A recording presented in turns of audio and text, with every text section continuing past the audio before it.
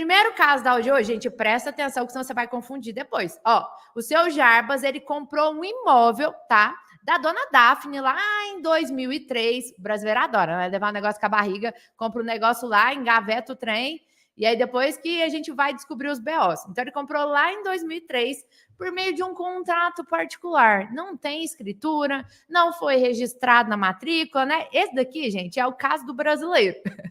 Já teve um cliente que veio falando que comprou uma coisa por contrato particular? Pois é, se ainda não chegou ao inventário com contrato particular, pode esperar que tá próximo, vai chegar, tá? E ele mora lá, então, o seu Jarbas, desde que ele comprou lá da Daphne em 2003. Só que, no entanto, lá na matrícula do imóvel, o dono é o seu Paulo, tá? E a gente está em 2023 e o seu Jarbas pode fazer uso campeão direto? E a verdade é realmente que depende. Então, esses casos aqui, a gente vai desdobrar em 3 opções. Caso que daria uso campeão, caso que não daria uso campeão. E o primeiro desdobramento seria aqui, ó, olha a letra A lá, né? Tem, nesse contrato que o seu Jarbas comprou da Daphne, tem lá uma cláusula de retratabilidade e ele tem contrato de quitação. Então, esse material, ele vai te guiar, inclusive, nos seus atendimentos. Quando você se deparar com um contrato particular, qual pergunta você tem que se fazer analisando o caso do seu cliente? Essa daqui. Esse contrato particular, independente do nome que ele tem, tá? Gente, porque muitas vezes as pessoas escrevem contratos com o nome errado. Então, a gente vai olhar, tá escrito lá, contrato preliminar. Tá escrito lá, contrato particular.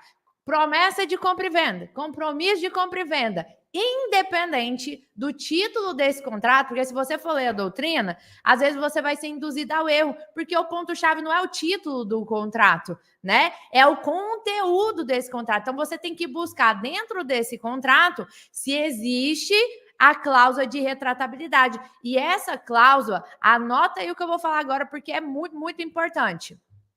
Ela pode tanto vir escrita, desse jeitinho que está aqui. Esse contrato é irretratável.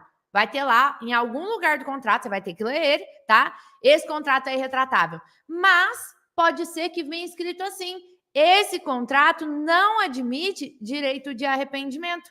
É a mesma coisa, sinônimo. Ou esse contrato é irrevogável. Esse contrato não admite direito de retratação. Estou falando devagar para dar tempo de você escrever, tá? Porque isso aqui é muito importante.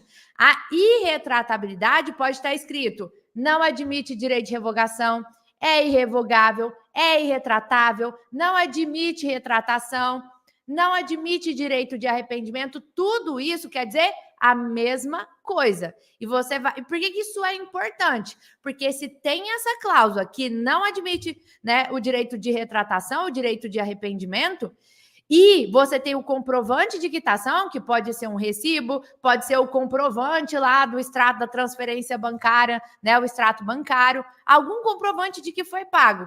Aí a gente está dentro dos requisitos, né, para ser resolvido com o quê, gente? Por meio da adjudicação compulsória. E hoje a gente tem a adjudicação compulsória que pode ser tanto judicial e com a glória de Deus no extrajudicial também. Então você não precisa ir para o judiciário para resolver isso daqui. Você consegue fazer já no cartório. Ficou claro então, gente? Só fala aqui para mim. Muito importante. E aí, só para botar uma pitadinha, vamos supor que ou o seu João, né, tenha morrido, ou a Daphne tenha morrido. A gente sabe que ele comprou lá em 2003.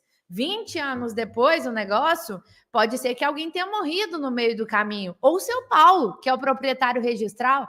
Como é que faz isso daqui, gente? É muito importante que você entenda. E aqui, você não vai conseguir registrar direto no nome, né, do seu Jarbas, porque aqui o nosso exemplo é o caso do seu Jarbas, eu não sei se você viu, deixa eu colocar aqui na tela para vocês de novo. Eu não consigo colocar direto no nome do seu Jarbas sem que isso tenha ido antes para o nome de quem, gente? Da Daphne, e da Daphne passe para o seu Jarbas.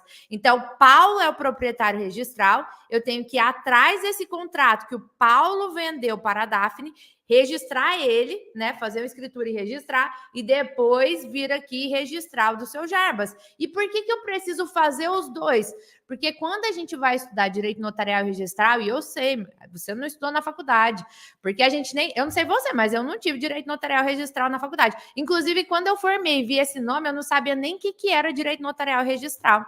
Traduzindo para o português, direito notarial e registral, na verdade, regulamenta a advocacia extrajudicial. Porque direito notarial é o regulamento cartório de notas, que é onde você faz a escritura pública de inventário, escritura pública de compra e venda, de doação. E o registral é onde você vai registrar isso, são os cartórios de registro. Então, é muito importante, lá no direito registral, tem um princípio que chama princípio da continuidade dos atos registrais. Segue uma linha do tempo. Não tem como eu pular do seu Paulo para aqui para o seu Jarbas direto. Se existe um intermediário aqui, a Daphne. Eu tenho que vir do Paulo para a Daphne, da Daphne para o seu Jarbas. Princípio da continuidade dos atos registrais. Se uma dessas pessoas aqui falece, o que eu vou fazer? Gente, eu vou abrir o inventário de quem faleceu, seja o comprador ou o vendedor, nomear um inventariante, e esse inventariante vai assinar no lugar do falecido.